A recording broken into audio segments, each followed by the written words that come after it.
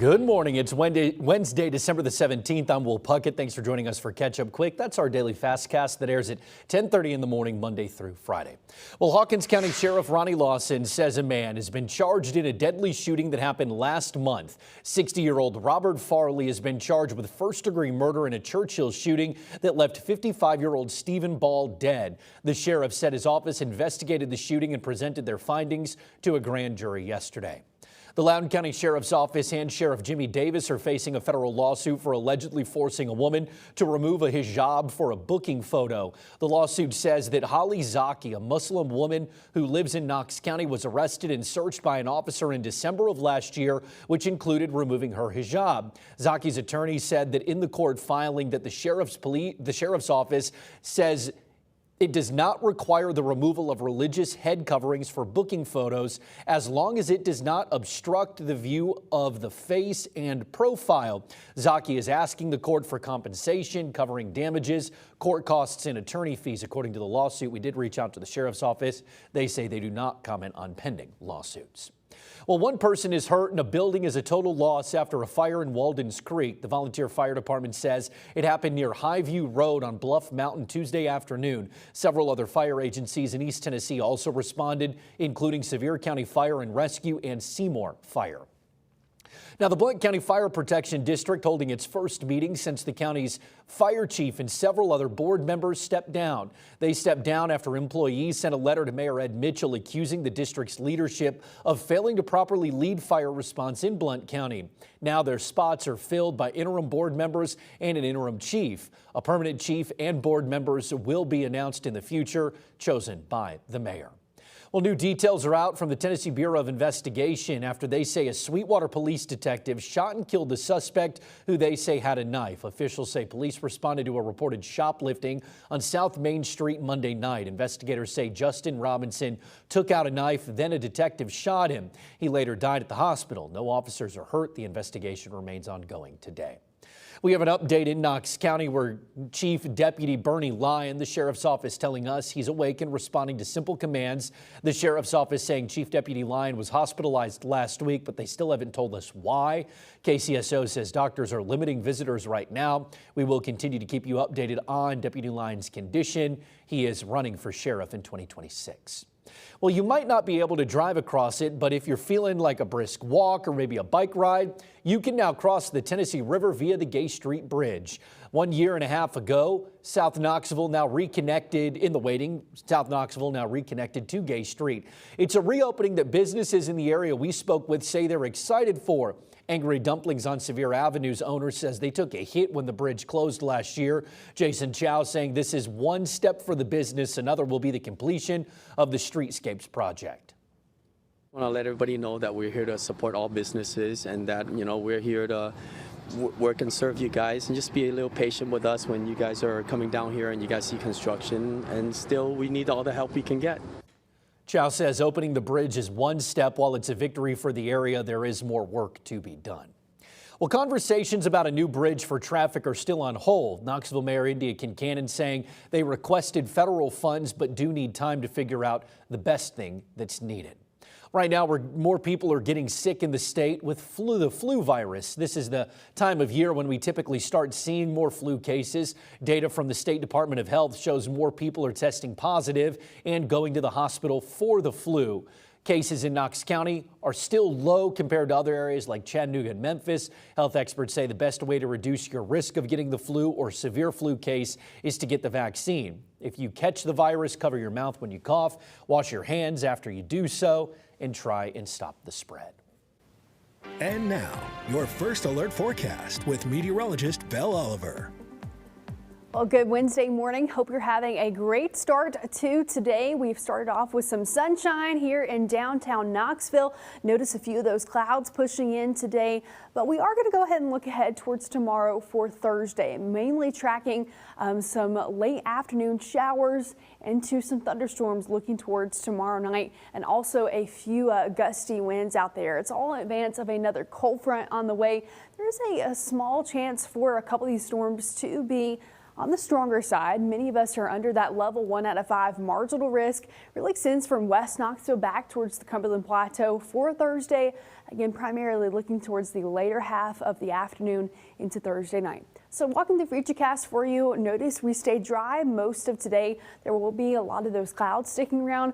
We could see an isolated shower here or there. And as we transition into later tonight, things mostly dry, a few passing clouds overnight, and then the clouds return into tomorrow morning.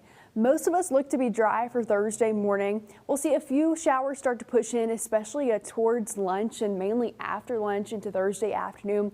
This is kind of that first round of just simple rain.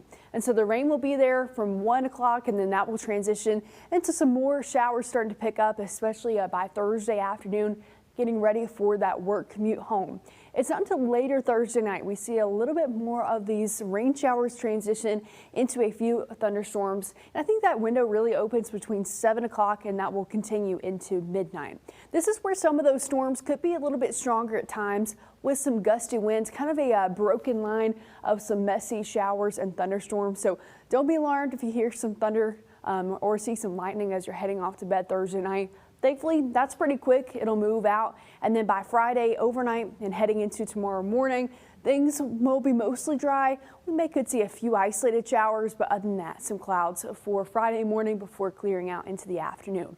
Outside of the rain and storms, tomorrow will be pretty gusty at times too. We're tracking wind gusts up to 20-25 miles per hour, specifically here into the valley. If you're heading out to the mountains tomorrow, it could be higher, up to 40 miles per hour too. The clouds are still with us this morning. Again, we have a few isolated showers, maybe out towards the plateau, but other than that, things are staying pretty quiet right now.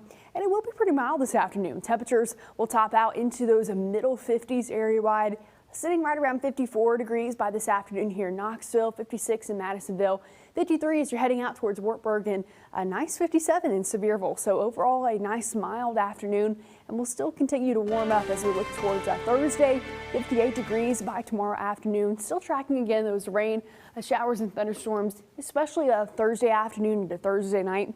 We clear out and cool down briefly for Friday, upper 40s as that cold front moves through, but then right back into the 50s as we look towards the weekend, heading into next week for Christmas week. Maybe some 60s for Christmas Eve and Christmas Day, of course. We'll keep you updated on the forecast. Santa's going to need a tank top when he's coming down the chimney, Belle. All right, appreciate it. Well, the state's comptroller's office says the Department of Children's Services needs more oversight.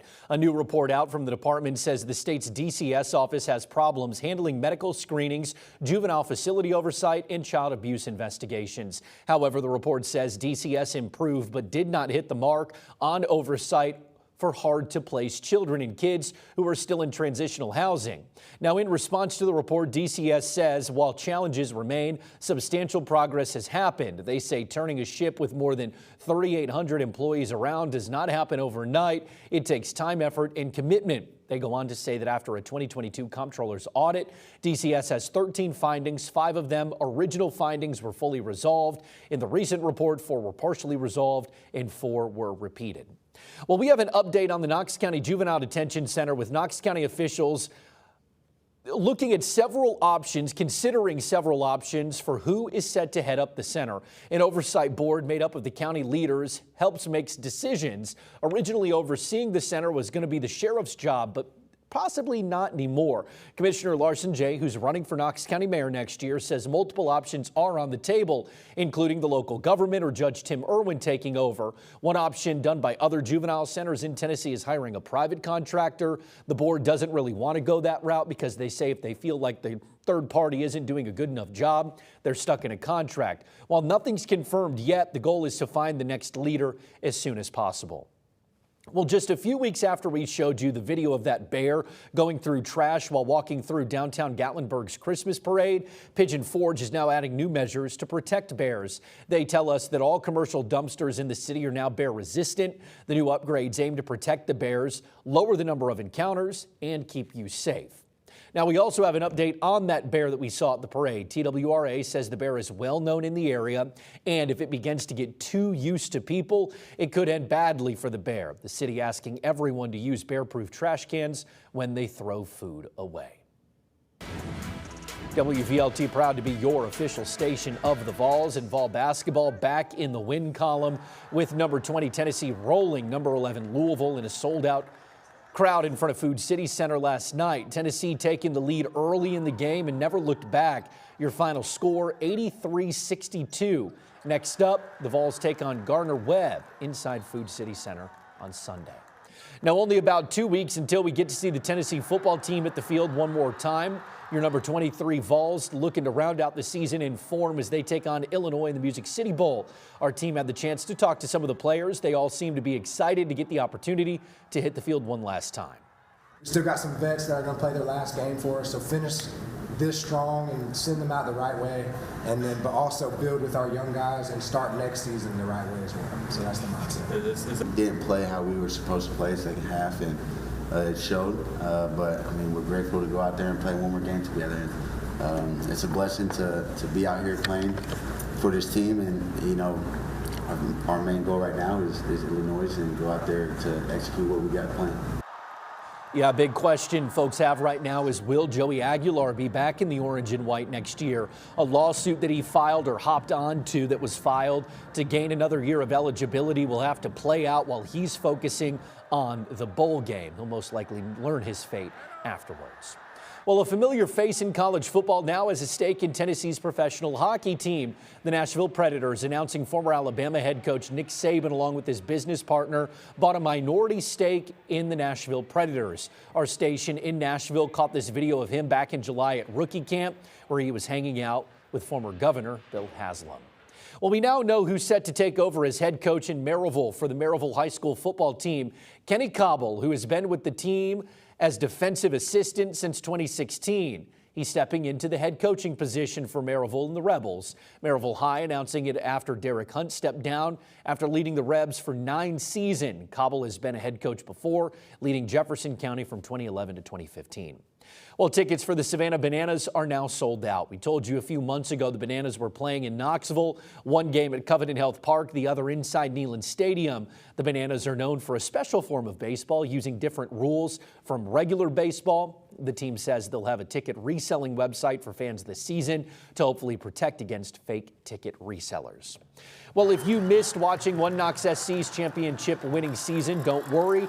We've got when you can watch them defend that title. The team will open it the season on the road against Westchester on March 7th. One Knox will start home play on March 14th when they take on Forward Madison inside Covenant Health Park. Tickets for next season are on sale. We have a link for you to buy inside your WVLT News app.